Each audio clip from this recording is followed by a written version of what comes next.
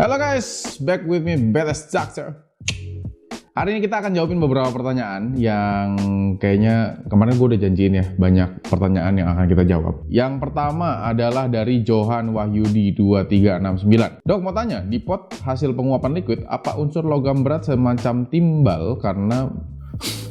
Ini maksudnya apa ada unsur logam berat semacam timbal karena berbagai beritanya. Mohon pencerahan dan penjelasannya. Oke, jadi gini, memang pada pot sendiri ataupun pada vape lah, rokok elektrik dan lain-lain, semuanya itu tetap memakai logam untuk memanaskan cairannya atau liquid yang bisa kalian sebutnya sebagai seperti itu. Nah, kebetulan memang bisa saja ada yang namanya unsur logam berat yang masuk ke dalam badan karena dari penggunaan rokok elektrik. Tapi ada syarat-syaratnya. Salah satu syaratnya adalah karena koil yang kalian pakai itu nggak diganti-ganti dalam jangka waktu yang lama. Makanya kenapa?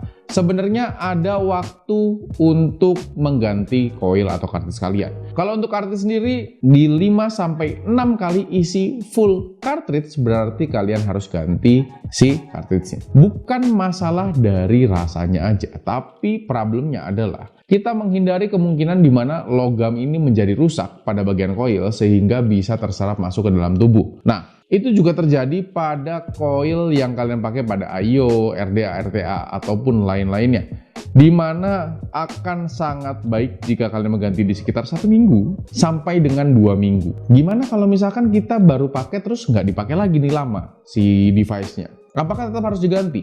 Intinya gini, selama masih terendam dengan liquid berarti kalian harus ganti koilnya. Seperti itu guys. Jadi kalau ditanya apakah ada atau tidak, ya jawabannya bisa aja ada. Hanya saja balik lagi, kalian bisa merawat device kalian dengan baik atau tidak ya. Nah, pertanyaan yang kedua, AIO murah tapi enak apa dok? Murah tapi enak nih, ini agak tricky ya. Murah tapi enak itu banyak sekali faktornya. Murah menurut siapa? Enaknya menurut siapa? Seperti itu. Kalau buat gua sendiri, .mod ini .io V2 ya, ini udah termasuk yang cukup murah. 1,5 sudah bisa kalian gapai juga lah dengan nabung kayaknya 2-3 bulan juga kecapai. RBA-nya juga dari 400.000 sampai dengan ke 3 juta juga ada. Jadi variasinya sangat banyak. Menurut gue ini adalah salah satu yang paling worth it dan worth to price serta price to performance-nya ini cukup baik lah kalau dibandingkan dengan yang lain. Gimana dengan Lost Vape Centaurus? Gimana dengan Sun AIO? Itu juga menarik. Tapi itu di segmennya kan dia boro. Kalau ini segmennya dot. Kalau misalkan kalian untuk bermain di segmen boro, menurut gue yang masih sampai sekarang worth to buy dan juga price to performance-nya baik, ya salah satunya adalah Sun AIO. Gue masih pakai kayaknya, tapi gue lupa ada di mana. Tapi gue masih pakai Sun AIO. Oke.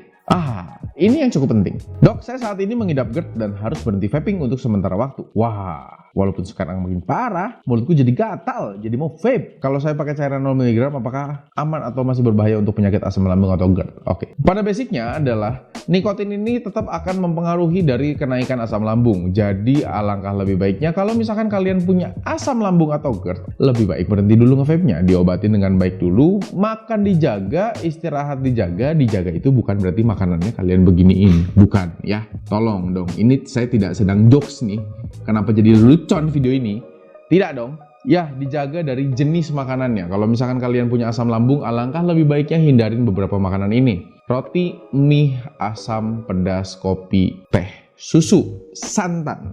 Ini yang kadang-kadang orang kelupaan. Ngerasanya semua yang problem dengan asam lambung itu hubungan dengan pedas dan kopi doang. Padahal enggak juga. Roti, mie juga cukup berpengaruh. Apalagi susu dan santan itu juga sangat berpengaruh. Jadi alangkah lebih baiknya dijaga dan diobati dulu. Vape-nya jangan dulu lah kalau gitu. Gimana kalau ngerokok? Ya sama aja sebenarnya. Kan yang problemnya adalah nikotinnya. Sedangkan nikotin pada rokok juga lebih tinggi. Sama seperti video-video yang pernah gue jelasin sebelumnya. Tinggal kalian scroll aja ke bawah. Balik lagi, apakah 0 mg itu jadi lebih baik? Tidak juga, karena produsen-produsen liquid 0 mg menurut saya tidak semuanya kredibel ya, dan saya tidak menemukan pabrikan yang memang benar-benar sustain gitu dan dia membuat liquid 0 mg.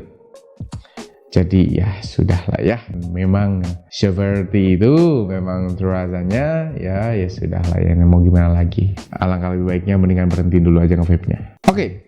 ini kayak pertanyaan terakhir nih. Solusi buat teman-teman yang vape tang, judulnya seperti itu. Ada yang bertanya seperti ini. Saya dulu perokok berat, setelah berpindah ke vaping kok sering sariawan. Kenapa ya? Ada yang bisa bantu jawab? Kalau masalah kebersihan pasti sehari ganti kapas. Guys, seperti yang gue udah bilang sebelumnya, masalah sariawan itu adalah masalah yang terjadi paling seringnya karena speedback. Apakah karena koil meletek? Bisa jadi. Apakah kalau tidak meletek bisa speedback juga? Bisa jadi. Jadi balik lagi, pertanyaannya adalah bukan suara dari koil kalian. Walaupun ya memang yang meletek biasanya lebih sering speedback sih.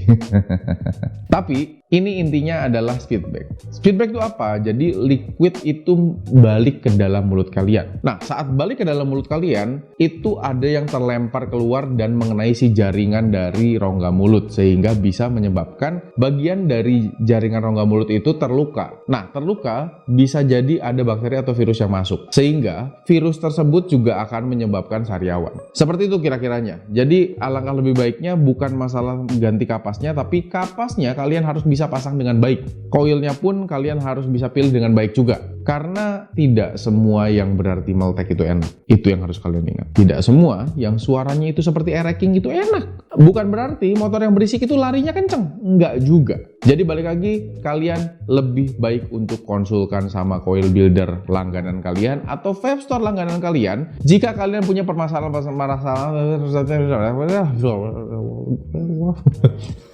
jika kalian punya permasalahan seperti ini. Kenapa? Karena mereka adalah salah satu konsultan dari peruapan kalian nih, industri peruapan kalian. Jadi alangkah lebih baiknya kalian konsultasikan, bikin yang tidak speedback settingannya. Bilang aja seperti itu, pasti mereka ngerti. Kalau nggak ngerti, mending gak usah jadi vaporista. Oke, mungkin segitu aja hari ini. So, semoga video ini dapat nambah referensi kalian untuk mencari apapun tentang vape. Dan jangan lupa juga untuk mampir ke sosial media gue. Gue ada di YouTube, TikTok, dan Instagram, namanya semuanya sama BTS Doctor. Hanya saja untuk TikTok namanya BTS Doctor 92. Dan mungkin segitu aja hari ini. So, see you next video. BTS Doctor sign out and goodbye.